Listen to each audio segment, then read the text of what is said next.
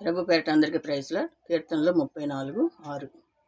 ఈ దీనుడు మొరపెట్టగా యెహోవా ఆలకించును, అతని శ్రమలన్నింటిలో నుండి అతన్ని విడిపించును. దీనత్వం కలిగి మనం ఎప్పుడు దేవునికి మొరపెడతాం? బాగా కష్టంలో ఉన్నప్పుడు, బాధలో ఉన్నప్పుడు దేవునికి మొరపెడతాం. ఆయన ప్రార్థన వింటాడు, వినకుండా ఉన్నాడు కదా. ఇని మన సమస్యలు, మన దుఃఖాన్ని తీసివేసి, సమస్యలు తీసివేసి అన్నీ కూడా చక్కగా మంచిగా చేస్తాడు దేవుడు. మన శ్రమంతియు తీసేస్తాడు, సంతోషం ఇస్తాడు. అలాంటి దేవుని మనం కలిగి ఉన్నాం. ఆయనకి విధేయత కలిగి మనం జీవించాలి. మనుషులు ఎవరు తీసివేయలేరు మన దుఃఖాన్ని కానీ, అనారోగ్య పరిస్థితులు కానీ ఎవి కూడా ఎవరు తీయలేరు కదా. దేవునికి మాత్రమే సాధ్యం అవి. ఆయన మాత్రమే ఆయన సమస్యలన్నీ కూడా తీసివేసి సంతోషాన్ని ఇచ్చే దేవుడు, ఆనందాన్ని ఇచ్చే దేవుడు.